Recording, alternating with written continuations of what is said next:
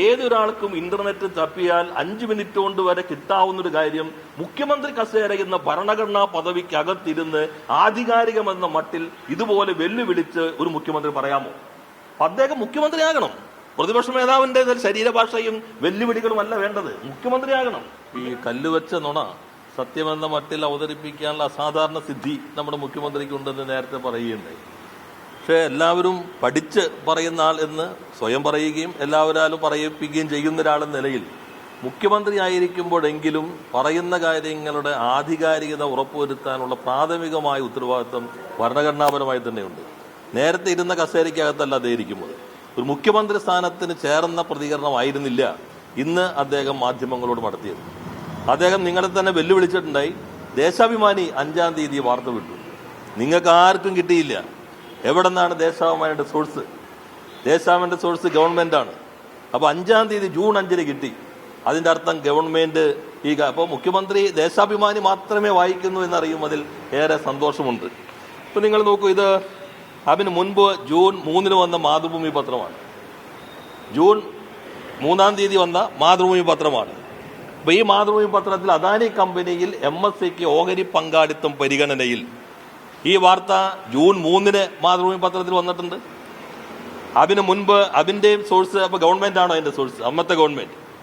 അതിന് മുൻപ് ജൂൺ 1-ന് തന്നെ ET എക്കണോമിക് ടൈംസിന്റെ ഇൻഫ്രയിൽ ജൂൺ 1-ന് തന്നെ ഈ വാർത്ത വളരെ വിശദമായി വന്നു കഴിഞ്ഞിട്ടുണ്ട്.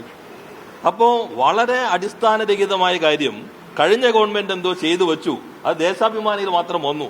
എന്നിട്ട് അദ്ദേഹത്തിന്റെ ശരീരഭാഷയും നിങ്ങളുടെ വെല്ലുവിളിക്കുന്നതൊക്കെ നിങ്ങൾ കാണുകയുണ്ടായല്ലോ, മറ്റാർക്കും കിട്ടിയില്ലല്ലോ. അപ്പൊ നിങ്ങളാരും സ്വാഭാവികമായിട്ടും പെട്ടെന്ന് നോക്കുന്നത് ഇത് ചർച്ച ചെയ്ത് കഴിഞ്ഞാൽ ഞങ്ങൾ അതിനുശേഷം ഞാൻ നോക്കുമ്പോൾ ഇതെല്ലാ പത്രങ്ങളിലും നേരത്തെ വന്നു കഴിഞ്ഞിട്ടുള്ള കാര്യമാണ്.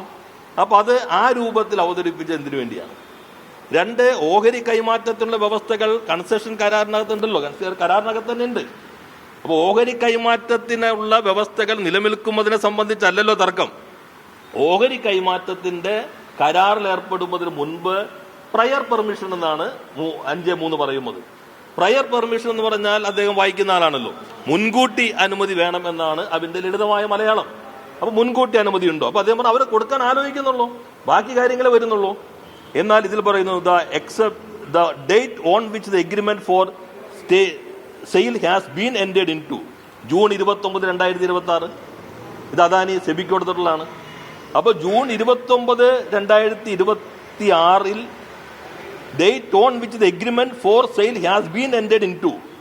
അപ്പൊ 29-ന് ഒപ്പുവെച്ചു എഗ്രിമെന്റിൽ, 30-നാണ് ഇത് സെബിക്ക് കൊടുക്കുന്നത്. എന്നാൽ സ്വാഭാവികമായിട്ട് നിയമാനുസൃതമായിട്ട് അനുമതി വേണമെന്ന് അവർ സൂചിപ്പിക്കേണ്ടി വരും. പക്ഷെ പ്രയർ പെർമിഷൻ ഉണ്ടോ? ഒരു എഗ്രിമെന്റിൽ ഏർപ്പെടുന്നതിന് മുമ്പ് പ്രയർ പെർമിഷനിൽ വരാത്തതാണ് പ്രശ്നം. അല്ലാതെ കരാർ ഇവർക്ക് കൊടുക്കാതിരിക്കാൻ വ്യവസ്ഥയുണ്ടോ? കരാർ കൈമാറ്റം ചെയ്യാതിരിക്കാൻ പാടോ? ഇതെല്ലാം നിലവിൽ കേരളത്തിനകത്തുള്ള കരാറിൽ രാജ്യത്തെ നിയമത്തിനനുസരിച്ച് UDF കാലത്തുണ്ടാക്കിയ കരാറുള്ള വ്യവസ്ഥ തന്നെയാണ്. ഇവർക്ക് പുതുതായി കൊടുക്കും. അപ്പൊ ആ ചർച്ചകൾ നടന്നതായിട്ട് മാധ്യമങ്ങൾ റിപ്പോർട്ട് ചെയ്ത്, എപ്പോഴാണ് റിപ്പോർട്ട് ചെയ്തിരിക്കുന്നത്? ജൂൺ മാസത്തിൽ തന്നെയാണ്. അദ്ദേഹം പറഞ്ഞു MSCയുടെ അവര് വിഴിഞ്ഞം കോൺക്ലേവിൽ വന്നിരുന്നു.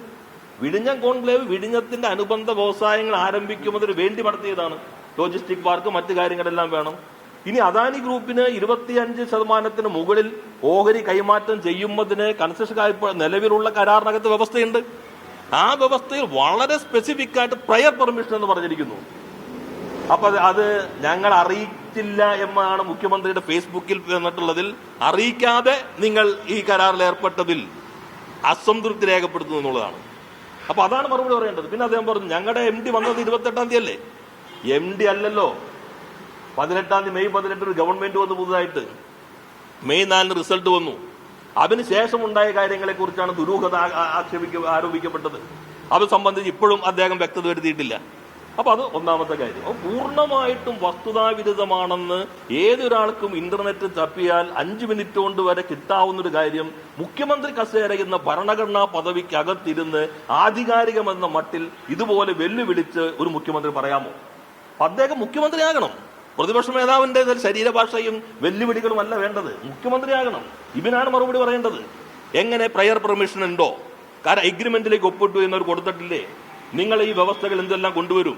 അല്ലാതെ ഓഹരി കൈമാറ്റത്തെ കുറിച്ച് തർക്കമില്ല, അത് നിയമപരമായിട്ട് കരാറിനകത്തുണ്ട്. ആ കരാർ ഏർപ്പെടുമ്പോൾ പ്രയർ പെർമിഷൻ എന്തിനാ ക്ലോസ് വെച്ചിരിക്കുന്നത്? സംസ്ഥാനത്തിന്റെ താല്പര്യം പൂർണ്ണമായും സംരക്ഷിക്കപ്പെടണം. അപ്പൊ അത് സംരക്ഷിക്കപ്പെട്ടിട്ടില്ല എന്നുള്ളതാണ് ഏറ്റവും പ്രധാനപ്പെട്ട കാര്യം. അതിൽ അദ്ദേഹം വസ്തുതയെ നേരെ ശ്രദ്ധ തിരിക്കാൻ വേണ്ടി പൂർണ്ണമായി പ്രസക്തമല്ലാത്ത ഏതെങ്കിലും കാര്യം ഉന്നയിക്കുക എന്ന താർക്കിക ബുദ്ധി വളരെ ശക്തമായി പ്രയോഗിക്കാൻ ശ്രമിക്കുന്ന ഒരു രീതിശാസ്ത്രം നമ്മുടെ ഇപ്പോഴത്തെ മുഖ്യമന്ത്രിക്കുണ്ട്. പ്രതിപക്ഷ നേതാവാകുമ്പോൾ കൊണ്ടതൊക്കെ അവർ തന്നെ പറഞ്ഞിട്ടില്ല, ഞങ്ങൾ അന്ന് പറഞ്ഞൊന്നും വസ്തുതയ്ക്ക് നിൽക്കാത്തതാണ്, ഇപ്പൊ അതൊന്നും ഞങ്ങൾ ചെയ്യാൻ ബാധ്യസ്ഥരല്ല എന്ന് അവരുടെ മന്ത്രിമാർ ഒറ്റയ്ക്ക് ഒന്നിച്ചുമൊക്കെ പറഞ്ഞുകൊണ്ടിരിക്കുന്നുണ്ട്. മുഖ്യമന്ത്രി ആകണ്ടേ?